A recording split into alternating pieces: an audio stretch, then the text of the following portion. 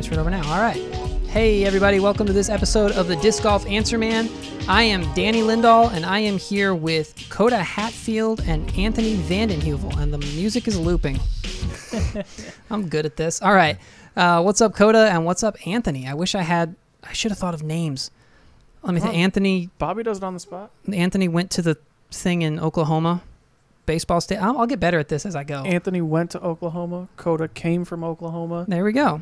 Danny doesn't even know what Oklahoma is. I've never. Does it even exist? I don't know. I don't understand. That's why you're on that side of the table. So how's it going, guys? We're live on YouTube here. CJ says, "What's up?" We're just kind of hanging out before we start the official podcast. We'll start recording in just a couple minutes, but we're just hanging out for now, trying to get some YouTube audience, get some YouTube chat going. Coda, what have you been up to lately? What have you? Man, I've just been trying to play as much disc golf as I possibly can, traveling as much as I can, trying to get back at it. You know, took a couple-year break there, so for like the last 2 years, I feel like I've really been getting my game back, and this last year we've been just trying to hit it as hard as we possibly can. Yeah, and you've been playing a lot. You've been going everywhere. So I saw you in Kansas City and then everywhere. Yes, the goal is to try to get to where I'm doing this full-time. Oh, nice. So. Very cool. Coda is a team member of Westside Discs, and we're trying to get some more content out. I know we'll have it in the bag coming out later in the week. Maybe later on. Probably not this week. Sometime maybe there will be an in the bag. Probably not next week either with Junior Worlds. Yeah, that's gonna exciting at some point in the very near future. Yeah. Real quick, Bobby and Robert and Eric and that's it. Rusco are all overseas in Europe for the Toonie. Bobby's been doing the vlogs on this channel here, so they're really great. Definitely check them out if you haven't seen them already. But they will be back next week. We will be doing Junior World, so I don't know if we'll have a chance to do an Answer Man podcast like this, but they'll be back at least, and so you'll be seeing more content. I really miss Robert. I didn't expect to. I bet you do. He brings like a well, he brings like a good flair to the show, and that the hair game we just can't beat it. It's hard to compete with. He's trying. Anthony's doing all right. I'll just do the show like wax on, wax off. I give it like 8 out of 10 Roberts. Wow. Yeah, that's pretty good. It's pretty high rated. That's like a 1050. And then Robert's 1100. Sure. All right, sounds Robert good. will be Macbeth's like 1132. My 8 out of 10 will be like Ricky's 1105 or whatever he just shot. That was ridiculous. That was Utah, right? Yes. Pretty crazy. Final round. That's a week ago, though. Have we talked about that one already? I think we talked about it last weekend. I'm sure everybody's talking about it. Pretty much, yeah. All right, so let's quick. Vince says he's in Junior Worlds. What division, Vince? What division are we playing? Do we have any questions from the YouTube chat before we get started? Not yet. People say the sound is good. So good? Hang on. We do have 2 questions. Okay. CJ says, "What's up?" What's up? And Howard says, "What's happening?" What's happening? We do have What's 2 happening? questions. I'm sorry. Well, what is up is Disc Golf Answer Man. My 8 out of 10 Robert's hair. That's it. It's also what is happening. So both of those things. All right. So I guess we can go ahead and start the real podcast. The podcast for our audio listeners, and we can also jump into the questions. Before we start, could you turn my headphones down a little bit? Everyone says the audio is good, but it just seems really loud on my end at least. Can you just turn down your ears some? Yeah, I'll just do it like this. I'll just here. No, we're good, Danny. I'll just talk like this. Oh, I found it. I found the button. Hold them off my head. Bobby. He's technically Robert, but Bobby. He is a Robert. Robert. I found the phone's control. Nice. And if I make it quieter, then we'll talk louder and it'll balance out better in post. All right, so let's go ahead and get started. This thing has low battery. Uh-oh. We can pull the audio from the recording here, right?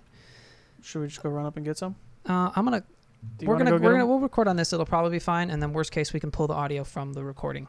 Or Coda and I can just hang out for a minute. That too. Talk about you while you go get them. I'll go get them. Where are they? Clay has them. I'll go get them. Okay. Lucid X Maverick. Do you throw the Maverick, Coda? I do not throw the Maverick. Sorry, you can't be on the show then. It's a requirement to be here. Yeah. Clay's upstairs across from Rusco. Or across from Rusco's desk, I would say. I have thrown the Maverick, and it's just something I just haven't experienced enough. Pretty similar to these, would you say? I would say that's pretty close to it, yeah. Okay. Do you throw this as a stag? I've experimented with it, but it's still just I'm pretty basic in my bag, so I keep it to a minimal set amount of molds, and I try to get 3 of, like, 1 less stable, 1 straight, and then 1 overstable of most discs that I throw. Really? So what's your, because that's kind of a straight to understable fairway shot, what is your straight to understable fairway My disc? straight to understable fairway disc is, and just hard to beat it, I've been throwing the Explorer a lot. Like, that just is taking over most of the fairway drivers that are in my bag. So, I mean, I have one that I can throw, I can roll. I have one that I can throw really hard and fly straight, and then I have a gold line one that I can throw into headwinds. I just know it's going to be stable and I can trust it. Okay. Do you, like, have you tried different weights on them too? I've experimented, absolutely. So, I mean, really, I feel like I get pretty close to the same results, unless you were to make, like, a big jump in weight, which I really don't do that much. Like, the lightest I'll generally ever go on disc is maybe like 168 to 170. Okay. So I know a lot of people like who throw pretty hard and pretty far, like all 3 of us at this table do. They like to just be like, I need 175 for my drivers, I need 180 for my mids, I need everything max weight. Is that you or? I don't feel like that. I feel like I really go based upon like the way the disc feels, how rigid it is, how domey they are, the type of plastic that it's in. I mean, I have certain discs that are 169 that are more stable than my max weight disc. So I don't really think that you should just stick with weights. I think you should expand your horizons on that a little bit. Throw what's working for you. Absolutely. And I mean, I throw really hard and I put a lot of power on the disc, and lighter weight still of a good disc will take your power. Yeah. So nice. All right, so nothing like a nice run in the middle of the day. Yeah. Also, right as you left, Bobby chimed in with the obvious answer of plug the USB into the laptop and just use it that way. So, Bobby, that's why you run the show and I don't. That's why he makes the big bucks. There's a reason Bobby's normally here now. I quit. I'm going home. Danny just wanted that mid-afternoon cardio. You know, you gotta stretch your legs every once in a while. All right. Just say, hey, what's up to Clay and everybody upstairs. All right. We have permission now to pick on Bobby for the rest of this, right? I mean, we were gonna anyway. It's just a matter of now we just know he's here. Let's go ahead. Let's go ahead and get started here. We don't do the music second. All right. Hey, everybody. Welcome to this episode of Disc Golf Answer Man. I am Danny Lindahl. I am here instead of Bobby because Bobby and Robert and Emac are overseas, and I am joined by Anthony, played disc golf in a stadium, Vanden Heuvel. Yes, I did. And Coda plays disc golf really well, Hatfield. How's it going, guys? What have y'all been up to? What have you, Anthony? You were in Oklahoma this last weekend.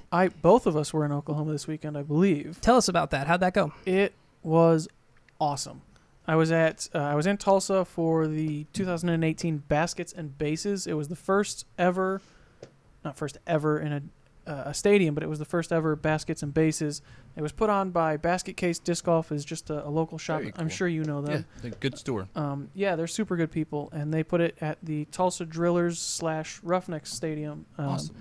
It was, it's a minor league baseball and soccer team stadium, and they had access to everything.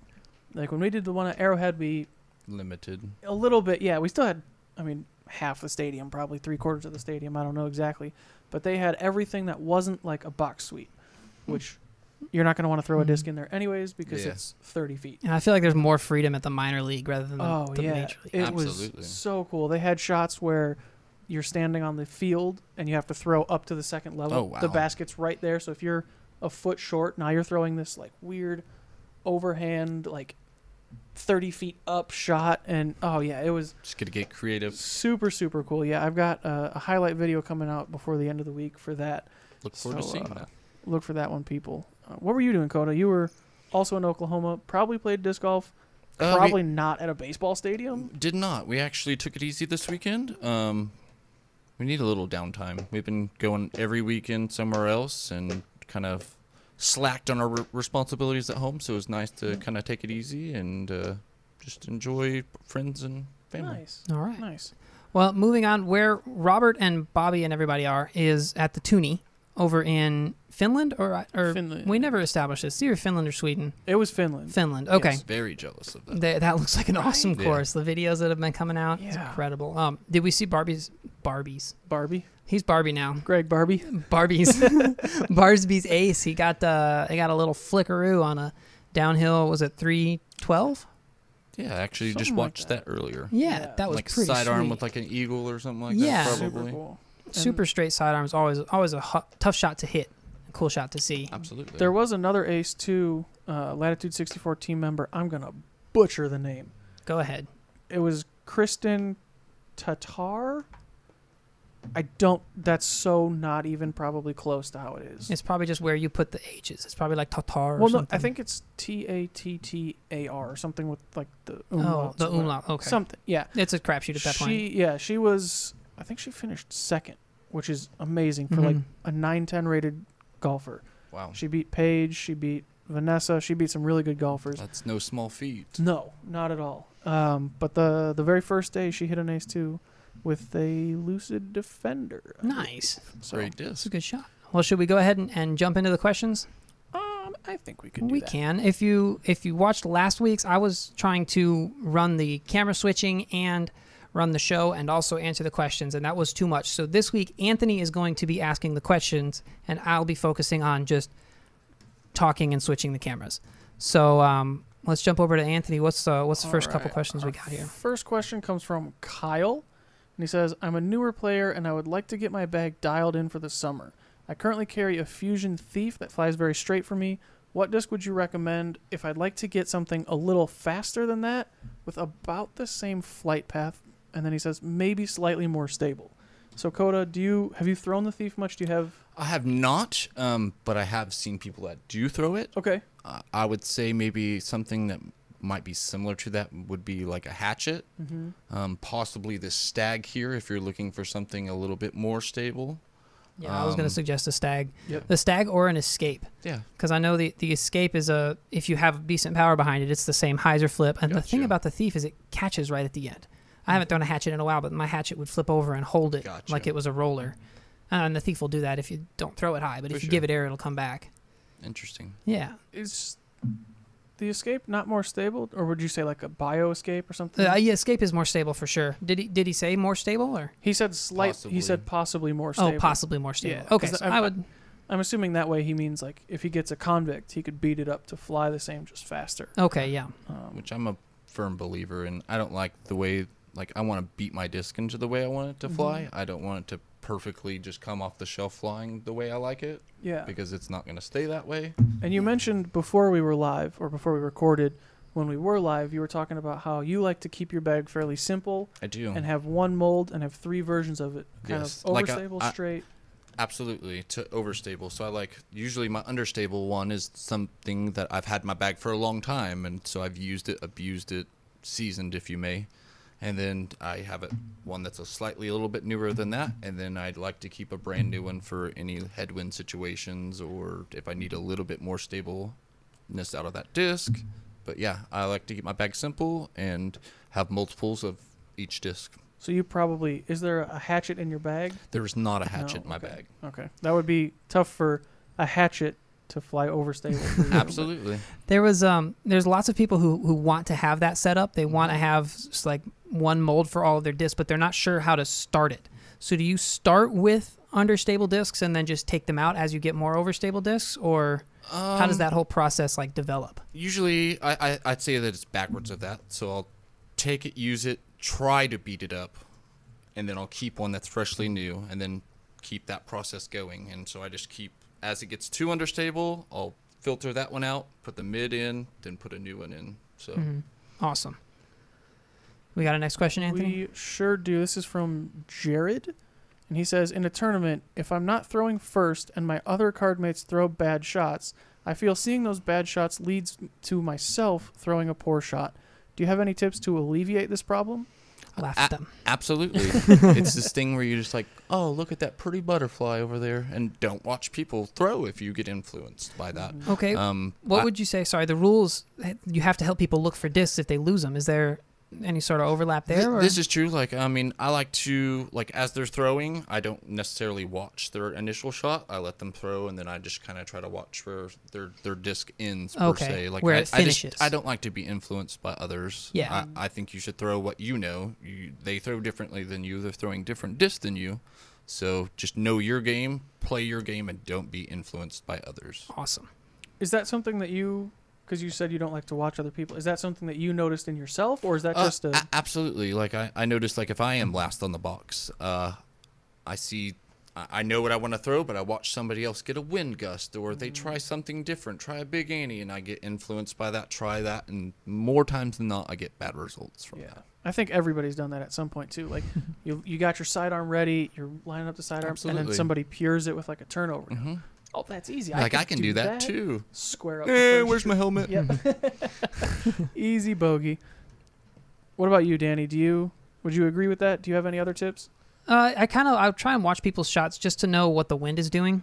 Mm-hmm. Like if I know their bag and I've played with them before, absolutely. But otherwise, not really. Yeah. I know my game, but I watch the shot to know the wind. That's probably about it. Yeah, I think that's all pretty good. I'm trying to think for myself. I'm not really kind of like what you guys said. I'm not really focused on it on other people. Like absolutely. Sometimes if I see somebody throw, we'll say for example a felon, and it flips over and they're expecting it to hyzer out or something, and I have a felon in my hand, then maybe I'll be like, oh, wait, I know his felon's pretty overstable, so maybe I'm going to step up to my criminal or something. Gotcha.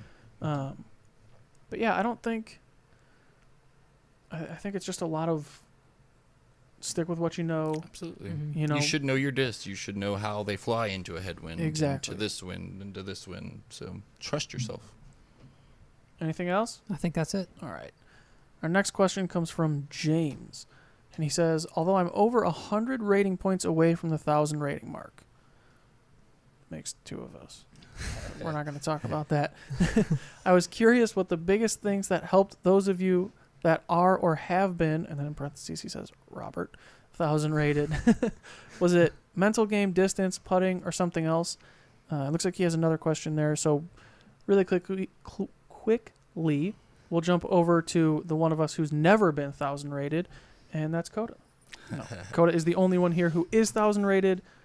And no offense to Danny, but I feel like Coda is going to stay 1,000 rated a lot longer than either of us could ever hope to get there. So Coda, what is the biggest thing that helped you get to and stay over 1,000 rating? Honestly, I mean, I feel like it's a little bit of every note that he mentioned. I mean, it's a big part of putting, middle game, distance, consistency.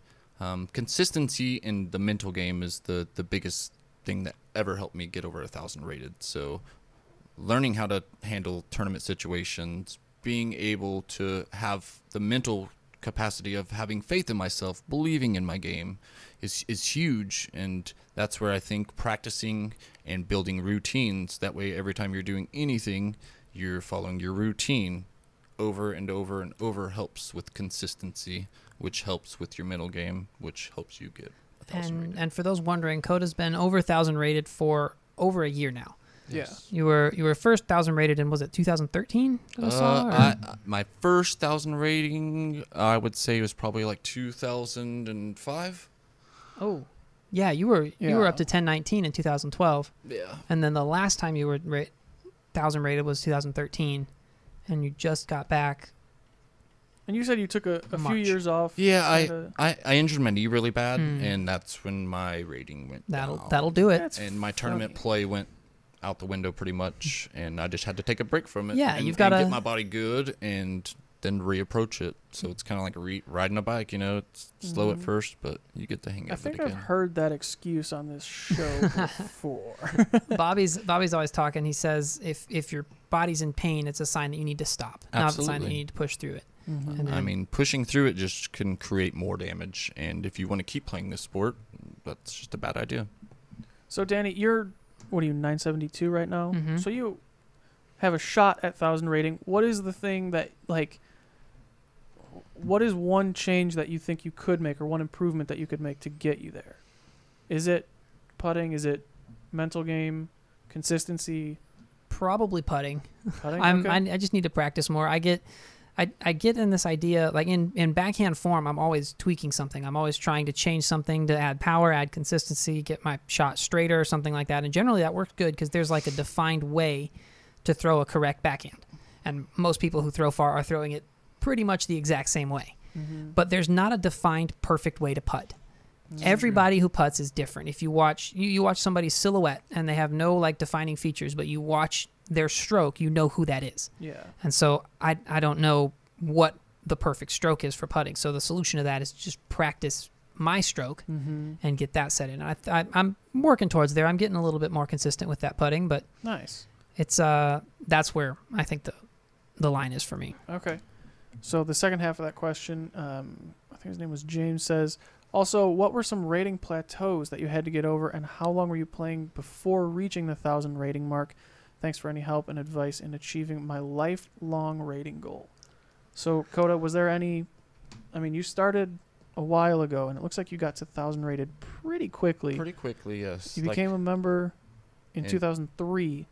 Your first rating was 970. Yes. So you didn't have to climb far. No. I played Advanced for a year, and by the time I moved out of Advanced, after that year, I was almost 1,000, I believe. I was like 996. Had you been playing for a while before? Yes. Okay. Like, I started my first time ever playing, touching a disc, I was 4 years old. So wow. We wouldn't play, like, a lot, but we would go play 3 to 8 times a year until I was probably, like, 13. And then... at that time, I feel like I started getting like growth spurts, could throw a little further, had more interest in it, and it just became my passion at that point. Okay.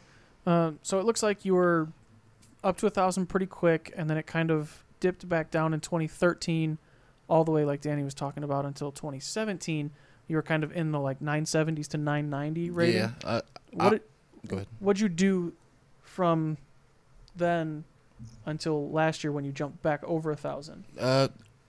Prior, like once my rating started dropping, that was whenever I kind of was going through different bodily injuries, and I wasn't playing much casual golf, but I was still trying to play tournaments, and that just crushed my rating. And then it just, I mean, just putting in the work, putting in the effort slowly helped me just slowly build, slowly build, slowly build. So your tip to get through rating plateaus, stop playing bad. Absolutely. And I mean, that's good. Just keep practicing. It's one of those things like you have to learn from... ask yourself why.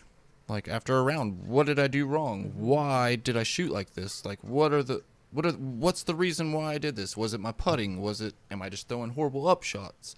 Generally people make the same mistakes and they do it over and over and over.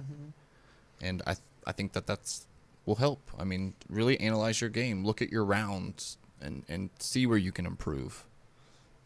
What about you, Danny?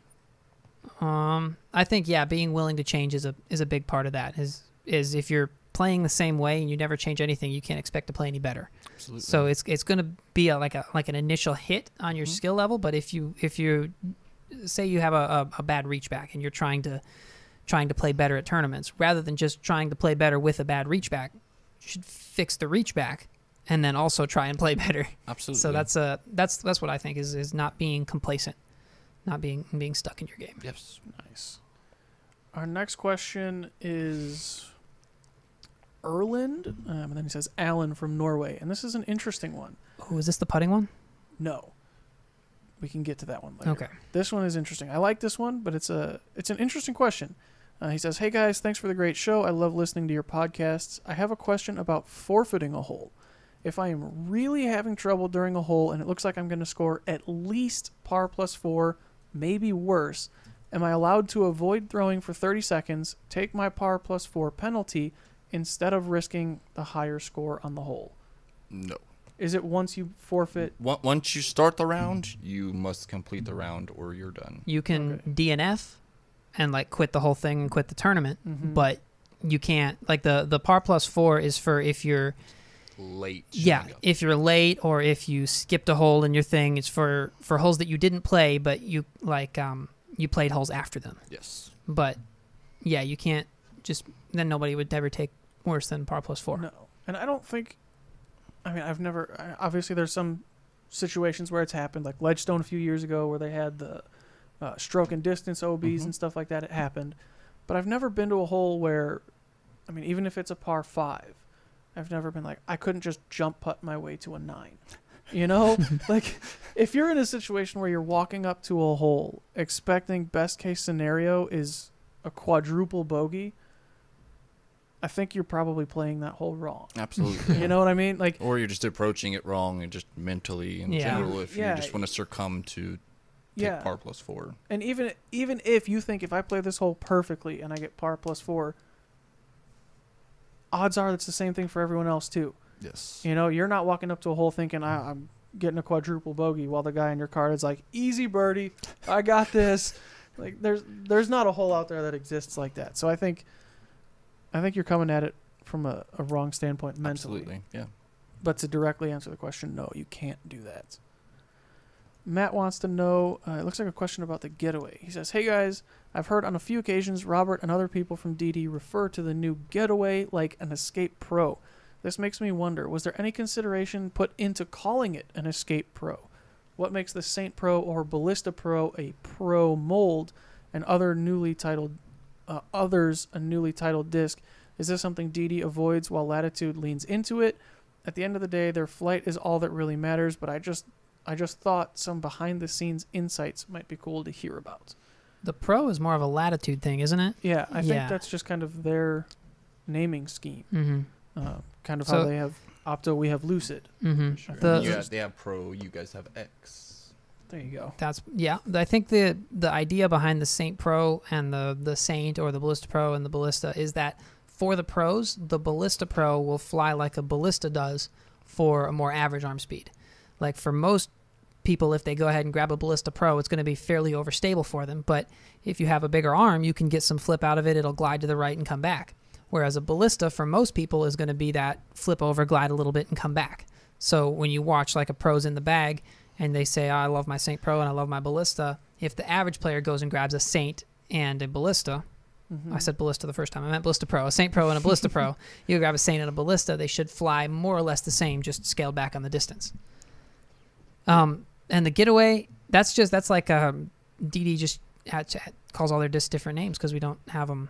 But I heard there was actually some thought put into it, and the EMAC Truth was possibly going to be named the Truth Pro, but they left it as a Latitude thing, and that's why Getaway and Escape, if you think about getting away and escaping, they're kind of a similar word. They kind of mean similar things.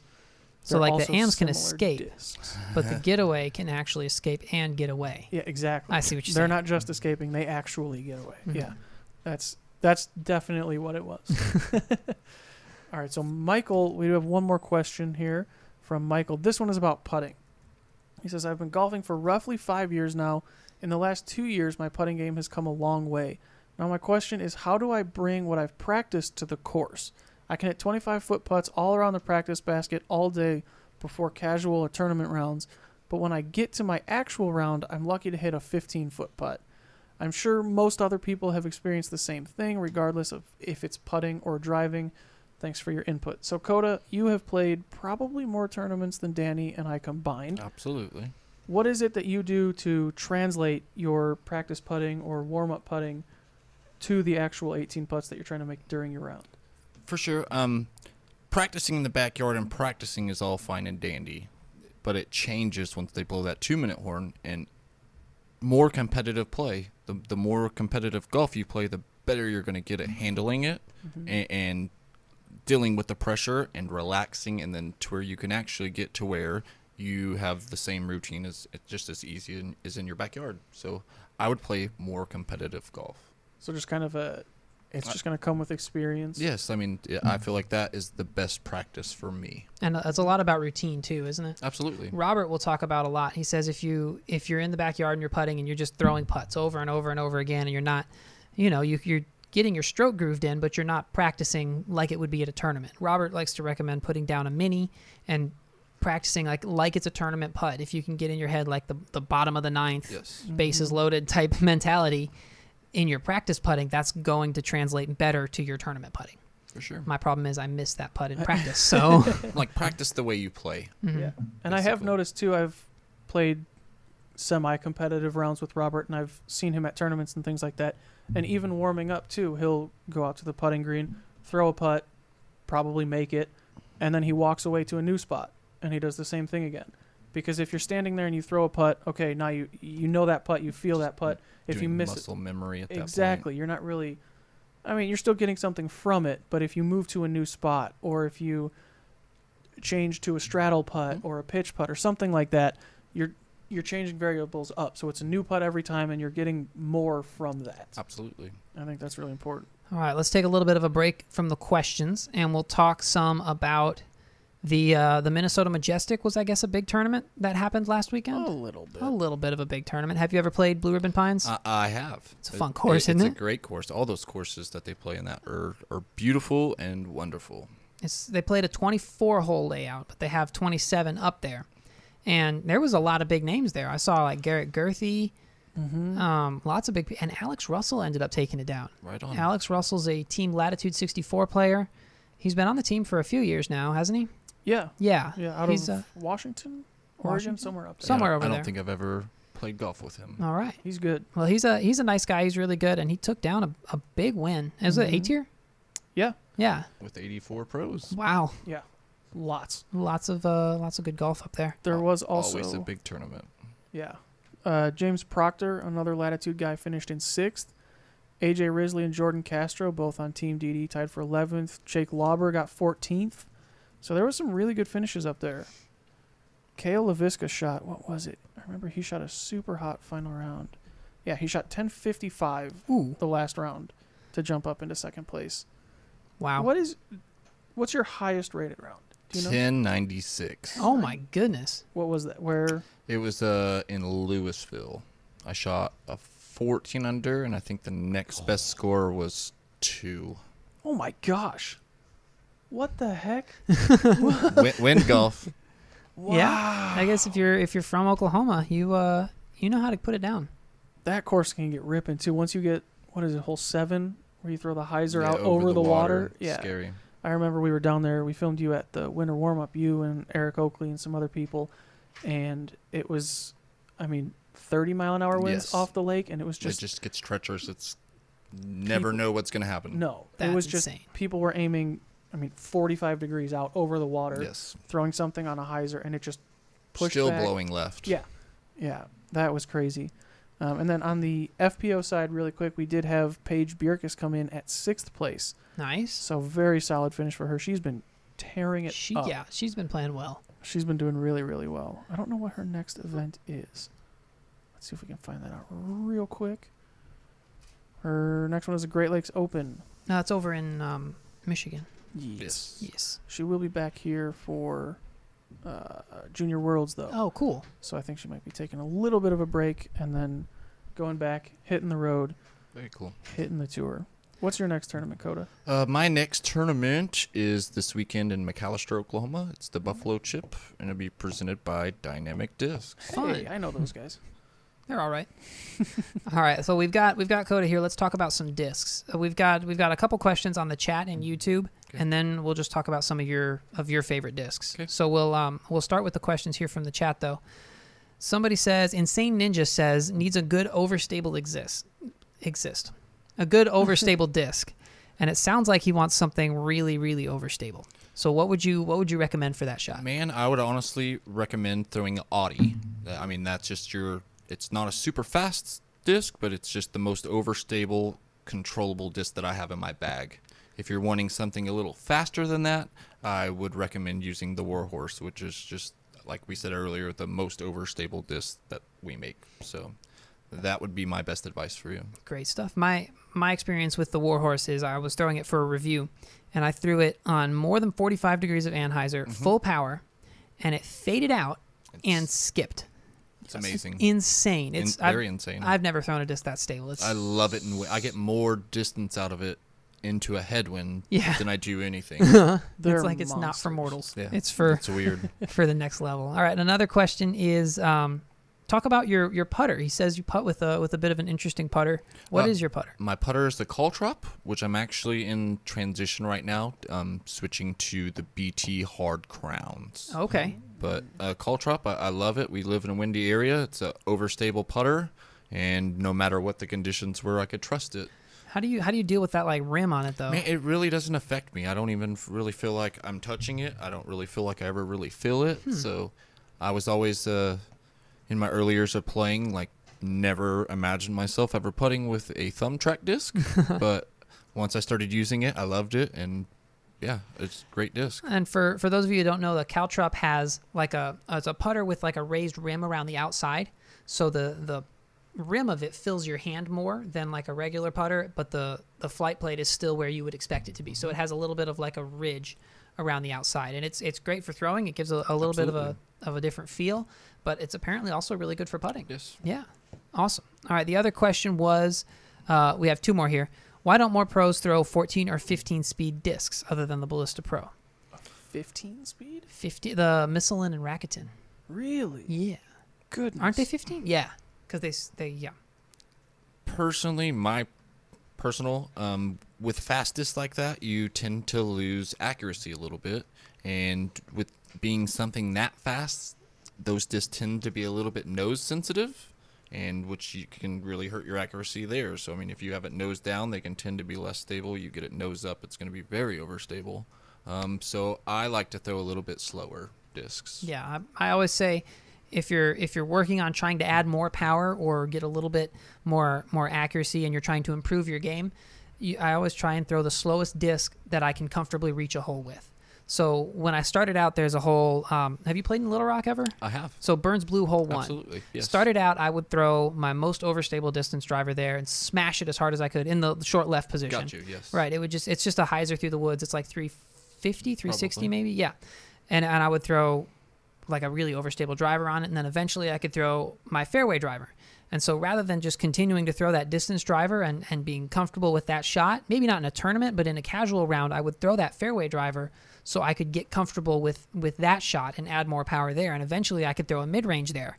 And it sort of it forces you to get more comfortable with more power, and that grows and stretches your range. Do you think, do you agree with that philosophy? Or? I do agree with that, 100%. And Awesome. It's one of those things where I think the glide of a fairway driver kind of gives a false perception of speed, so you can still get that distance out of a fairway driver that pretty close to what you can actually get from a Speed 14 disc. For sure. All right. Ryan has a question. He says, how do you shake off a double or triple bogey? Man, you just Coda doesn't get bogeys. Y'all. He just gets bogeys. Just don't get them. I've had my fair share of some 9s and 8s and all What's that the good biggest stuff. number you've taken?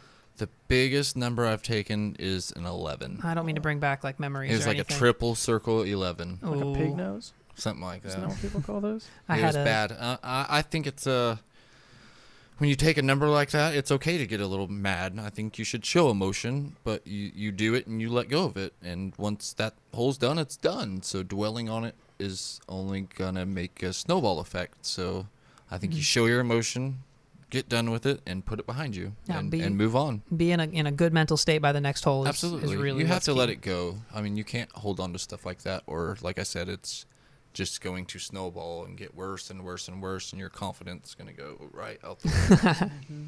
For sure. All right. We do have a couple questions from Facebook. Oh, we if do. You want to take those? All right. We'll jump to those, and we'll come back to the ones in the YouTube chat. All right. Steven wants to know what the best mid-range is in the Westside lineup. The best mid-range. Best. Man, that's just hard.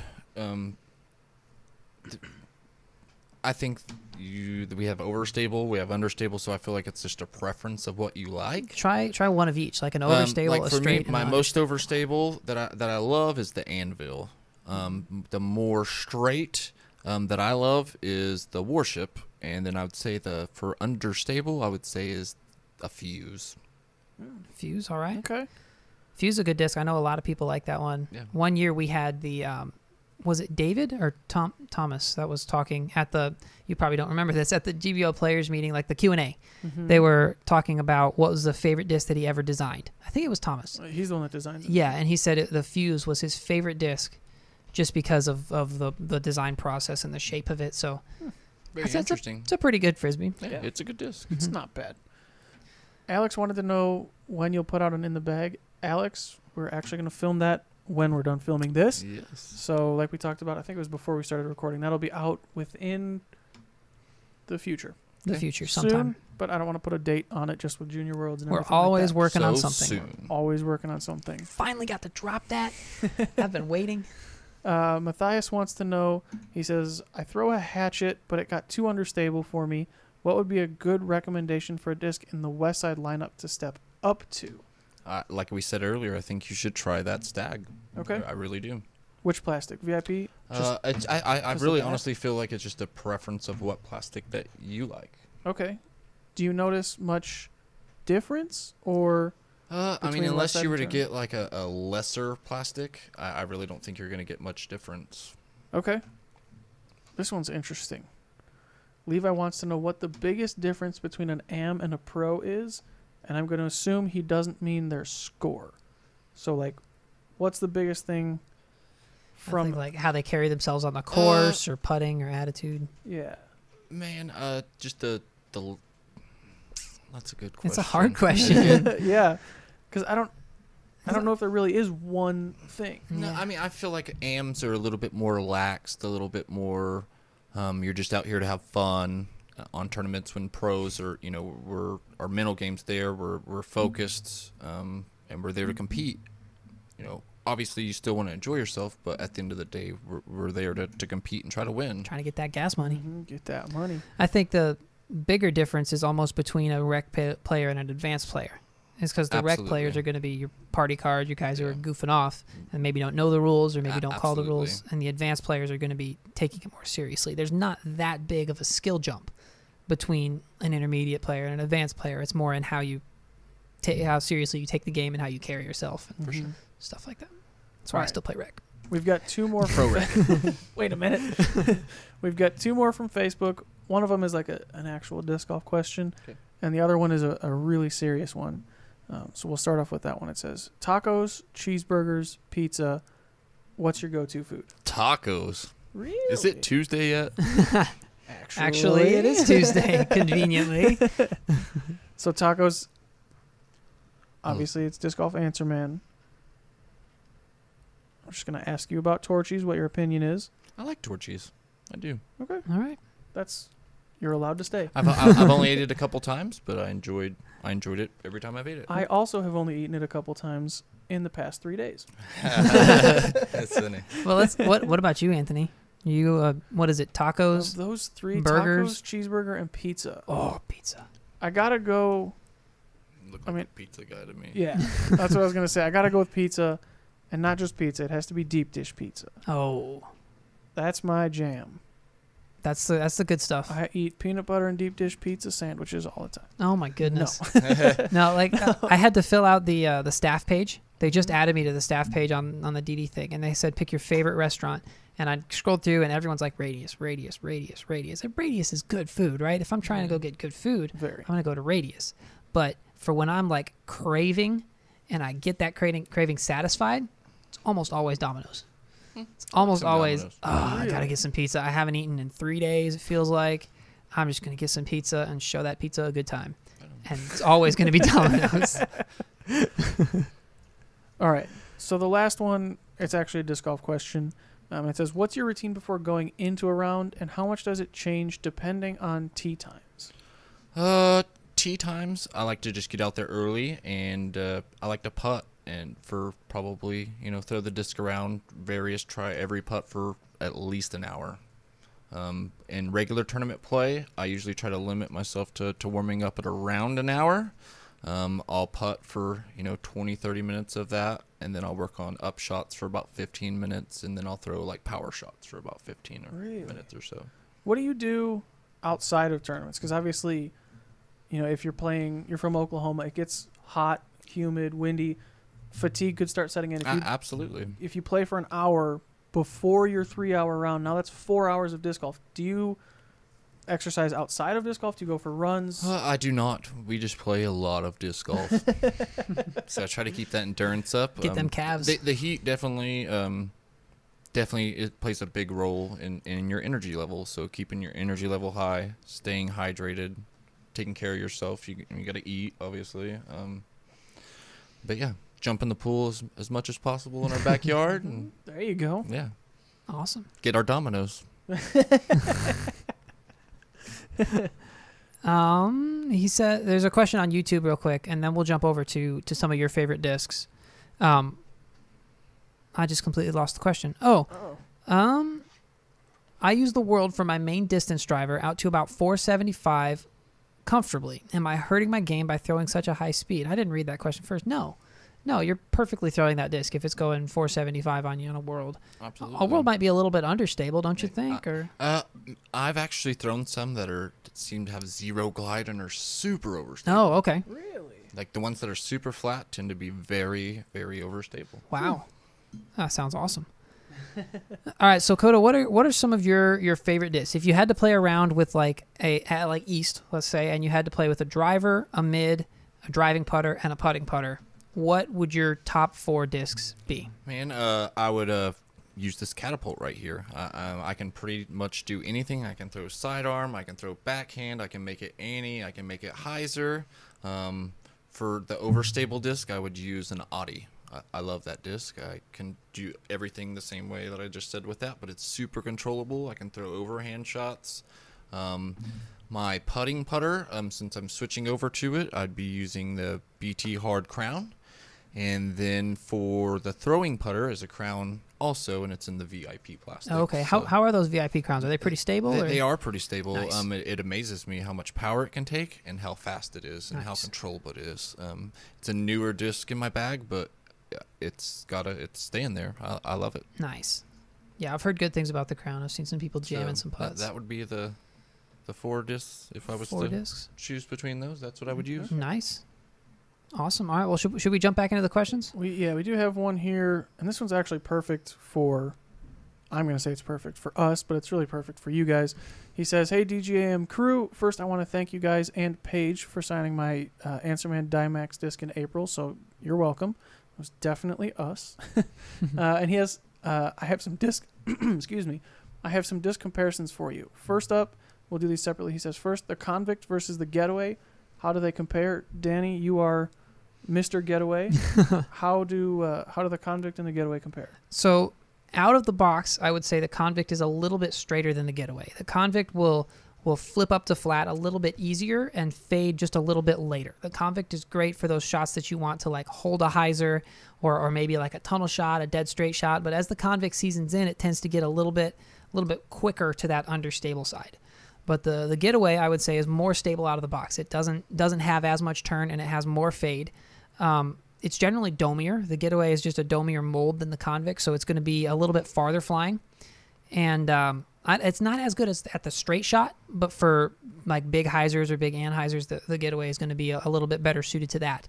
So if you're looking for a straight shot, the Convict is going to be what you're going for. But if you're looking for a farther flying, maybe an overstable hyzer shot that'll work in to be that straight shot a little bit later on, then you're going to be wanting the Getaway. Perfect. And then Coda, this one, we were talking earlier about this disc, so I know you throw it. I know you like it. He says, I throw the Special Edition Explorer, and I love it. When I tell my friends what the numbers are, they just say, oh, it's basically a T-Bird then. I know Robert used to throw the T-Birds. How would you compare these two? Do you have experience with T-Birds? I do. I was sponsored by Innova for a long time, and the T-Bird was my go-to disc. These are pretty similar. I would say that the Explorer just flies further. I mean, it surprises me how far I can throw it. Mm-hmm. I mean, I can birdie holes that are 450 feet with my Explorer. I can birdie holes that are 230 feet with my Explorer. So I do feel like they're very similar discs. So if you do happen to like T-Birds and you want to look for something that's way better, you try an Explorer. Yeah, I think you nailed it. I think they are similar. They're both straight to kind of slightly overstable fairways. But I think the Explorer is just goes further. It's farther. Yeah. It amazes me. Like, I'll throw it on certain holes, and I'll be like, yeah, that's perfect. And then I'm like, oh, stop flying. Stop flying. Not that far. But okay. Yeah, great disc. If you have never tried one, try it. Mm-hmm. And also, you throw... Getaway. Also, get away. I'm working on that disc. I sound like a ghost, like, get away. What plastic Explorers, I'm sorry if you said it earlier, what plastic Explorers do you throw in your bag? I throw the Special Edition. I also have a hybrid that I'm going to be putting in, and I throw the Gold Line, which is more stable. Very cool. All of those to me. Very cool. So we've got a question here from Andy, and Danny, this one is specifically for you. Oh, boy. So get ready. Oh, boy. He says, Danny, help. This may be a ridiculous question. When I'm throwing an approach putter shot just outside jump putt range, every once in a while my index finger catches on the lip of the disc and I pull the shot way off to the right. I don't know how it happens. Could it be my grip, follow through, or lack of follow through? Maybe I'm not fully committed to the shot. Does this happen to anyone else? Thanks a lot, DGAM fam. And I just want to say, yes, this happens to other people. Look up the Paul Ulibarri monkey paw video. It is one of the best things on the internet. Danny, you can actually answer. One of my favorite people to hear describe a monkey paw is Matt Lloyd. Have you ever talked to Matt Lloyd at all? I have not. No, you haven't talked to Matt Lloyd. Goodness. He's such a good dude, but he has got a thick southern, a thick southern accent. He just tells the best stories about monkey pawing at 90 degrees to the right. Anyway, so throwing an upshot, I'm assuming like 150 feet. Do we have a putter up here? Oh, it's a Warden among all the Westside discs. Anthony. It's so pretty. And you throw in an upshot, it's common to try and power down and then not having the escape velocity to pop out of your hand if you're trying to throw it too soft. My advice at that point is to make sure you're still pulling the disc straight. So a lot of times on upshots, people will tend to just curve the disc and throw like a rainbow in front of them, and that's going to cause the release point to vary based on how tight your grip is.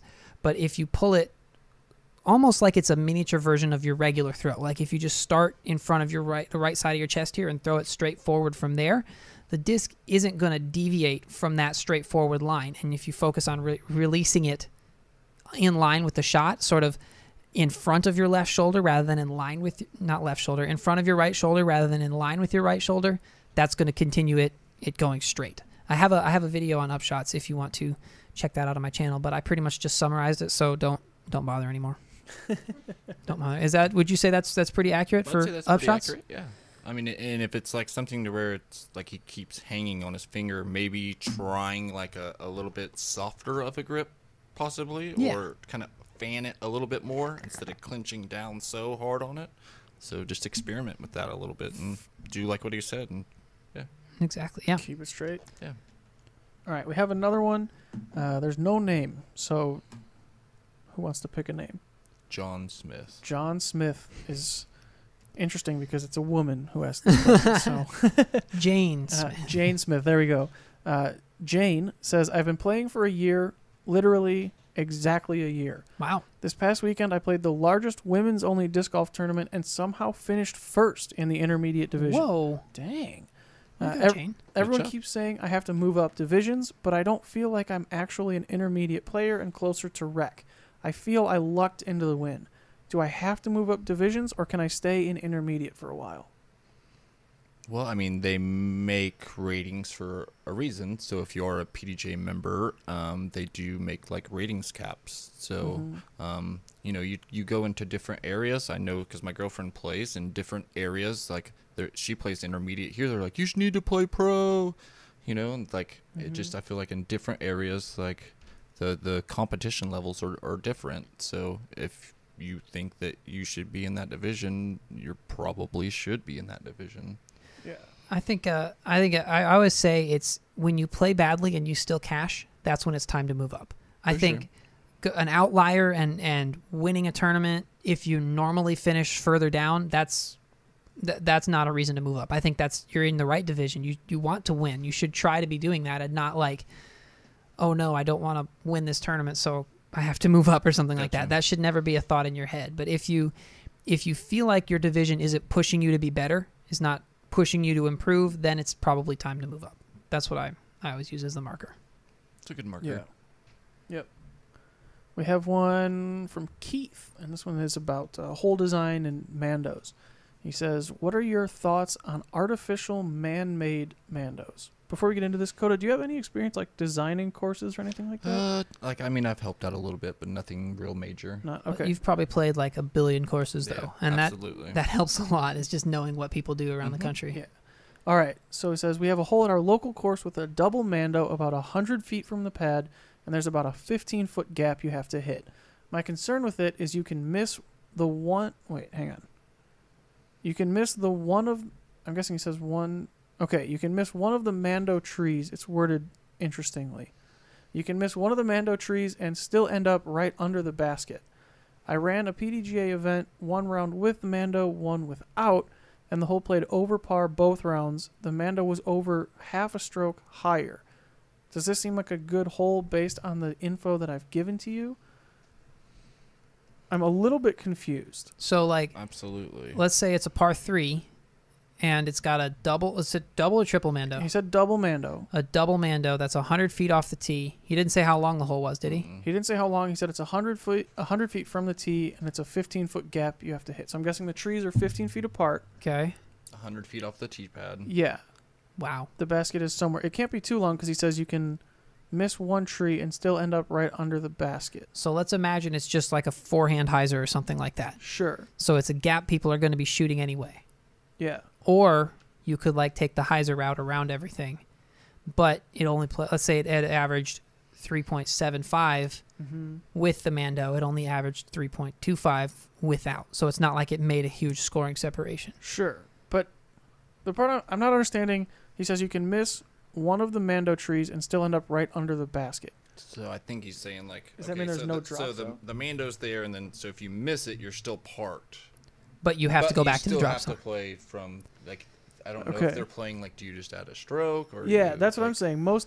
I can't think of a time I've played a hole with a Mando that didn't have a drop zone. No, he means like if your shot misses the Mando, even though you have to go to the drop zone, your disc that missed the Mando is up underneath the basket. So you don't have to make the Mando to park it, which is, I guess, the way most Mandos are designed. Yeah. So I feel like they're designed like mostly for safety. Safety reasons. Yeah. Make the hole more challenging. Which generally, when you have Mandos, they tend to are on a hole that's not so good, in my opinion, and it's their way of trying to make it harder. I'm a little bit confused by that question. Okay, we'll just change the question a little bit, and we'll ask, what are your thoughts on Mandos? Do you like them, or? I do if they're in the right scenarios. I've played courses where people go a little bit Mando crazy, and so I'm not a huge fan of that. But I mean, I have played holes to where that makes the hole. But yeah, there's lots of holes where like the Mando forces you to take a tougher shot, and like a lefty or a righty have a big advantage. Absolutely, over the rest of the field. Not a huge fan of Mandos unless they're there for the right reasons. Okay. Yeah. For safety, obviously. And I think that's the way most people are. If it's just if it's a Mando and there's nothing else to make the hole interesting, it's kind of bleh. Come on, dude. I'm tired of this dude named Mondo always telling me which way I have to throw. You have to go that way. Actually, perfect timing, because this next question doesn't have a name, so it's Mondo. Mondo, all right. Mondo says, this is a good one for you, Danny. He says, I've been trying to focus on leading with the elbow on my shots recently, and I've noticed that I have a tendency to open my shoulders too quickly, leading to a pulled right shot. Are there any drills or suggestions to fix this annoying form issue? Yes. Leading with the elbow.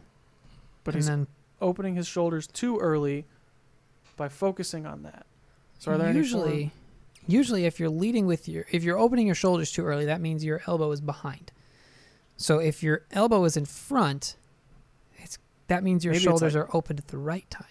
But so maybe it's like just a timing issue. Yeah, probably just a timing issue. You're focusing so much on one thing that you're forgetting to do other things. Or maybe also like a release point thing. Yeah. So I'll do two things. First thing is timing. You want to time your reach back so it peaks when your front foot hits the ground. Everybody who throws far does this, whether they think about it or not. Their reach back, their disc hits the peak right when the toe touches the ground. So a great drill to work on that's a one-step drill where you stand with your feet together and then you reach back and reach your foot forward at the same time. So you kind of take that last step. You shorten your shot to just that last step, and you still throw pretty far. You still have a decent amount of power with that shot.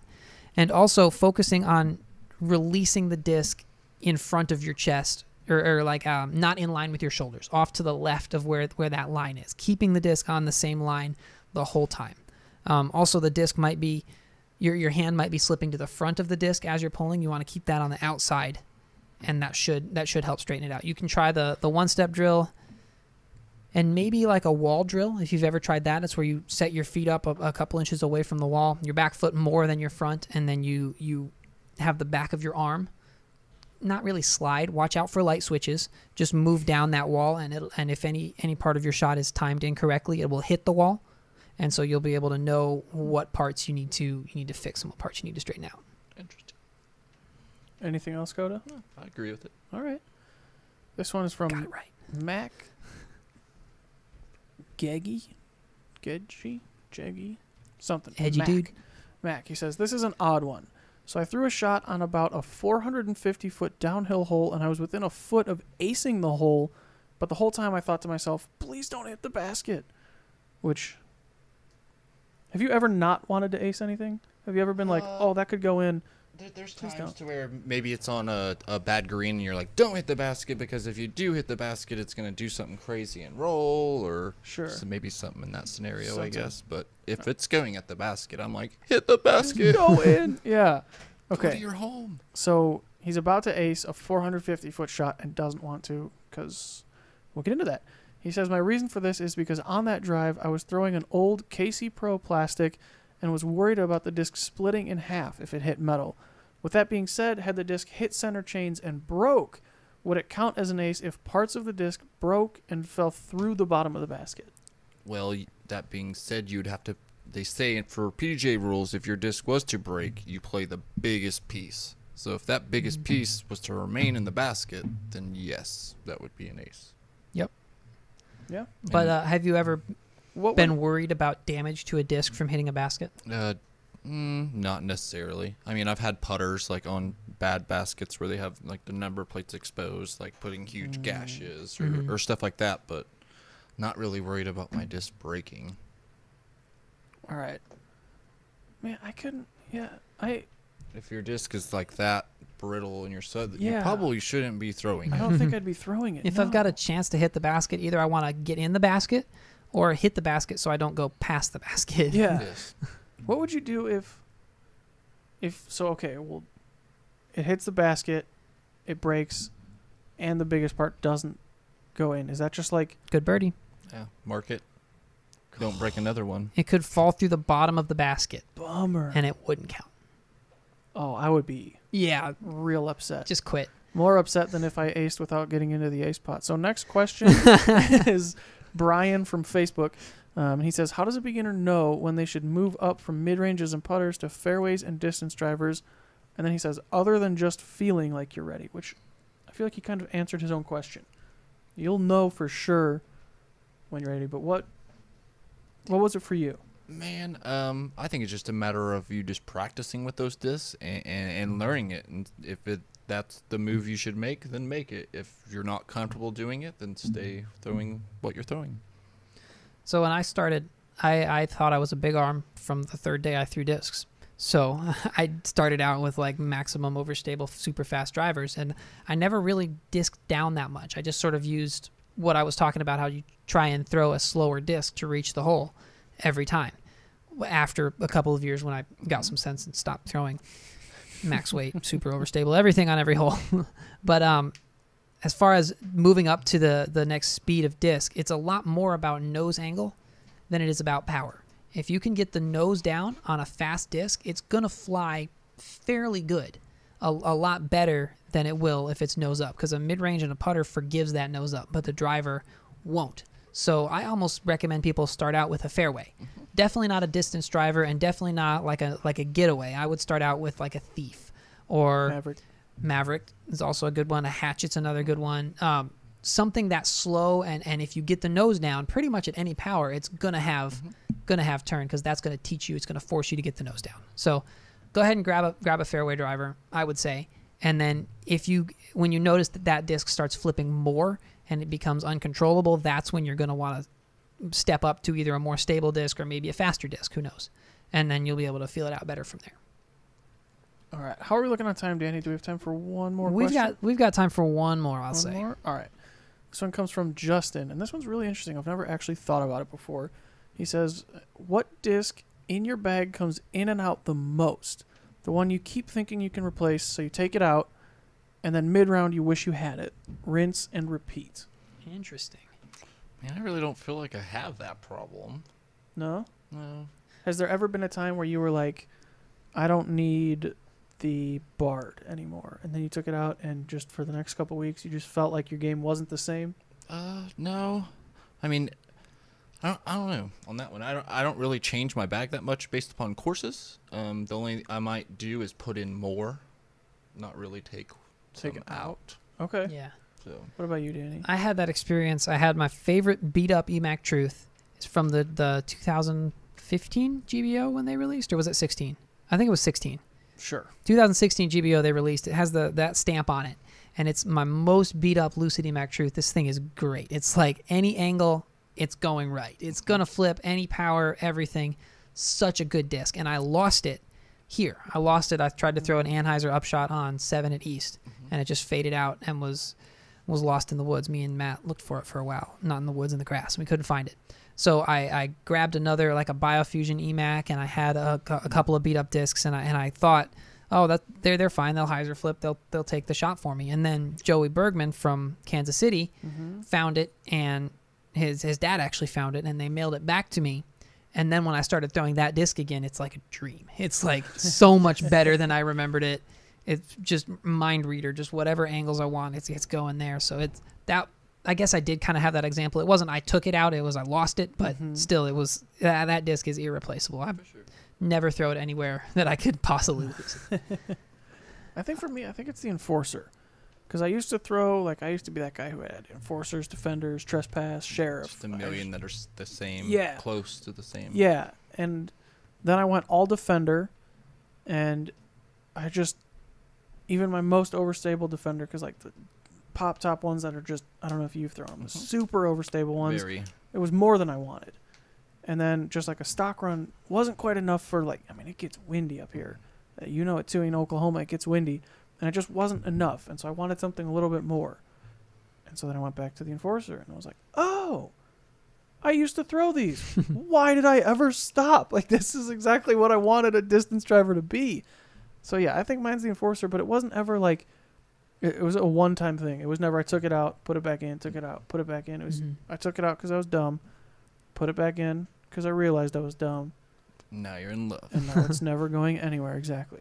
All right. So I think that's it for this episode on Disc Golf Answer, man. Any parting shots? What's your next tournament you're playing, Coda? My next tournament is this weekend. It's the Buffalo Chip in McAllister, and I can't wait to be there. It's going to be awesome. What course is it at? It is Buffalo Run. Where is that? I recognize that name. It's Matt House's course. Okay. I've never played it, but I've definitely heard of that name. It sounds like a good course. It's a great course. Lots of diversity, lots of different pin settings, and it's just a beautiful park. If you've never played it, go check it out. Sounds awesome. You will be very happy that you did. Yeah. And Anthony, you're filming. No, you're not filming. You're playing doubles match play this weekend, right? I do. Myself and Shane Klein, one of our accountants, we have our match play scheduled for Sunday afternoon at Cottonwood Falls. That's going to be awesome. Very cool. Doubles match play is still available for signups if you are wanting to run an event or if there is one in your area. Sign up for doubles match play and maybe come to Emporia and get $500 just for coming here. Nah, Shane and I are going to beat him actually. And also go home. Do you get $500 travel expenses then? You shouldn't. Hope so. You shouldn't. I have to travel from my apartment. You should give it to me though. I'll fight you for it. No. You'll probably win. If I get $500, I will say this on camera. If I get $500, Danny, you can have 5 of them. Oh. Okay? I'm pulling for you now. Deal. You got it. You got to take it down. If I don't get $500, you owe me $5. Oh. I don't like my odds. I hope you have 5. No, I don't like your odds either. I don't have $5. All right. And me this weekend, I've got a great video coming out next week on my channel. I'm not going to tell you what it is, but it's going to be fun. It's a good one. And I think that's all we've got. I think so. All right. So thanks for tuning in. Tune in next week. For the audio listeners, we go live on YouTube on the Dynamic Discs YouTube page at 2 p.m. on Tuesdays. 2 p.m. Central. Central, yes. But we might not actually go live next week or do anything because of Junior Worlds. It's possible, but watch for that. So stay subscribed so you'll get the notification and come hang out with us. And thanks for listening. But YouTube live chat, stay here because we'll hang out for just a couple minutes afterwards. All right? Thanks. All right, YouTube live, don't go anywhere. Don't go anywhere. All right, so we're still hanging out here. Do we have any other questions from the... Somebody was asking about this hat. He was asking how much it was. According to the website, right now, they're $19.99. I'm looking at it. They had different colors in that one, too. They had like a white one with white instead of the blue. There's a black and gray. There's the blue and gray, and then a white and black. Oh, okay. Or no, it's a white and like a navy blue. So I was wrong. But this one's super cool. Yeah, that one looks awesome. That's a cool blue. So Coda, what's I think I asked you this already. What's like a good straight fairway driver that everyone should try? Straight fairway driver that everybody should try. I really think you should try the Explorer. Explorer, I mean, yeah. You can experiment with the SE burst plastic or the gold line, but you can experiment with weights even. Like I have a lighter one that's a little bit less stable, but would be my best advice. Explorer. Someone asks if we're still live. Yes. As a matter of fact, we are. Turns out. Somebody asked, can you tell a reasonable difference between a Swan 2 and the Reborn? I haven't thrown either. I have not either. All right. On that one, so I do I've not know. thrown one of them, but I don't remember which one it was. I always just tell people, like, yeah, I've thrown the Swan. It's kind of like a Deputy. Gotcha. I like to feel the Deputy better, but I don't remember. I think it was a Swan 1 Reborn. I think, because it was... I did a review, yeah. Swan 1 Reborn, because I remember I reviewed it when it came out, but I never threw the original Swan, like the Swan 1 Deceased. Whatever that one is. Swan 1, no more. I've never thrown that one. Mr. Lowlife, I would say our Lucid Air plastic is going to be the most similar to a Blizzard. I don't think we have something like Starlight because the Lucid is generally grippy enough. Lucid Air, they have Opto Air, they have VIP Air too, the VIP Air Kings. That's going to be your best bet for a Blizzard Champion replacement. I got one here. Oh, yeah. Brian says... How do you handle sandbaggers in a tournament? Bagger. I played in a tournament recently where I was in AM Masters 40 plus, and I feel the others in my class were better than what they claimed. So you guys probably don't deal with it much in open. No, but I still see it happen. Sure. And it's just something that you're always going to deal with it. People fight them. It's a good answer. People just are going to sandbag, and I don't really know how you handle that unless the PDJ forces them to play up based upon their rating. Yeah. It's tough to really make somebody not sandbag, I guess. Yeah. So. Do you think the rating caps are accurate, or do you think... I mean, for the most high, part, low? I feel like they're in the right area. What about this? What if they changed based on your area? Like they started out being super low. Like if you didn't have a lot of events in your area or whatever, they started out being like 50 points lower than what they are. But as you had more events or whatever, they would bump up. Gotcha. Because I feel like in Little Rock anyway, the highest rated pro for a couple of years was 960. Gotcha. So he could play advanced. And then, so I feel like all the ratings at that point, the cap should have been lower. But if you come to an area that has lots of disc golf, you're going to find definitely amateurs that are rated that 960 and they should be playing. Like, in our area, I feel like we have a lot of really strong advanced and AM players versus other areas. So that would be like a higher rating cap, I think. All right, anyway, well, PDJ is doing great. We're not supposed to... I definitely don't want their job. They're doing great. Not jealous. And they also can't have mine, for the record. I'm very happy here. Is the Maverick more understable than a Hatchet? I don't think that it is. I don't think so either. No. Just in my little experiences with them, I don't think that it is. The Hatchet's going to be a little bit easier to turn, I think. Yes. And get maybe a little bit quicker flip, but the Maverick's going to be a little bit smoother. More slow, consistent fade versus so just a drastic. For an Anheuser that holds it the whole way, that's going to be the Hatchet. Gotcha. But like a quick, like a tunnel shot that finishes right, it's going to be the Maverick. Yeah. So Sean says, since Latitude is discontinuing the Trident, which disc from the Trilogy lineup will fill that slot? Do you have much? First thing that jumps to my mind is a Westside disc. What would that be? The Long Bowman. I guess that is similar. Really? Similar feel. Have you thrown it? I have. Yeah. It's a good that I've never really thrown the Trident, so Okay. I don't really, not sure. Really I was told the Trident was like a longer verdict, which would put it about in, I thought it was like a fairway driver Justice. Not that overstable. Yeah, I thought they were pretty big, overstable. beefy rim. Maybe more than a verdict, but so maybe more like a Felon or a Spark. Gotcha. I think maybe like convict-ish, Hopefully possibly. somebody in the chat can tell us. Because I always thought they were like way more overstable. It was like a fairway driver shape, but people used them for like approach shots. Yeah, just because it was just. People kind of did, but not because of the overstability. Just because of the rim was really comfortable for a sidearm, and it was just a good shot. It was overstable, but it wasn't like overstable like a Justice is, or like a I would put it like a super slow enforcer maybe. Like that stability where it's overstable, but it's not going to be dumping right away. And it's like a slightly faster than a mid-range. I'd put it Bard. Yeah. Bard stability maybe. Okay. Yeah, because when you said it was similar to a Westside thing, I thought you were going to say Anvil. Maybe faster? I don't know. Similar. Okay. I haven't thrown one in Okay, so Longbowman, years. Spark, Felon. Sure. That's what I'll say. Yep. Coda. Joshua wants to know, do you use the Stag and for what shots? I do not use the Stag. That's for these, like how I say I like to keep my bag basic. I like to use like an Explorer that I've just have beat in to where I can get shots like that, but still throw a familiar mold that I throw a lot. So. Okay.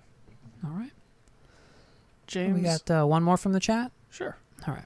James says, will Westside be adding more diverse colors in VIP plastics in the future, like the TP plastics? I haven't really noticed.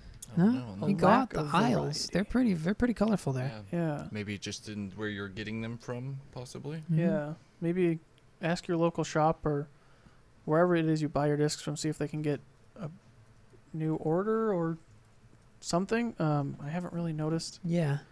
I mean, I don't think it's any different than what we run for Lucid, what Latitude runs for Opto. Seems like it's, yeah. I haven't really noticed a whole lot. All right. Well, I think that's it. We have that's all we have for this episode on Disc Golf Answer Man. Thank you, Coda, for coming by. Absolutely. Thanks for jumping in. Thank you, Anthony, for doing your job. You know. And thanks for watching. Thanks everybody on YouTube. It's been fun. Yeah. I didn't have the end screen lined up. Now I do though. So. Goodness. All right, I'm going to transfer that over and bring in the music. Thank you, Danny, for doing your job. Oh, you're so welcome. Got it. Really quick. Oh, no. Oh, no. I was just going to ask Coda if he had any last second things you wanted to say or get off your chest.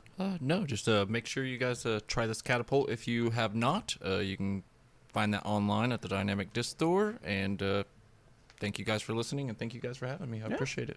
It's fun. Anytime. Can I play the song now? Yes. It's a good song. No, wait. Hang on. Wait, no, I'm playing Danny, it. Sorry, Anthony. Shh.